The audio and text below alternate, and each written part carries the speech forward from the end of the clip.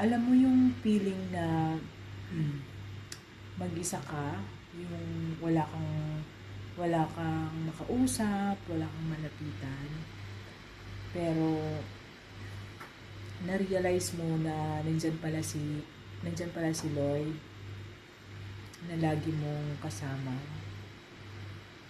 So one thing na naparealize sa akin ni Lord this past few days na hindi pala solusyon sa paglutas ng problema is yung paggawa ng isa pang problema.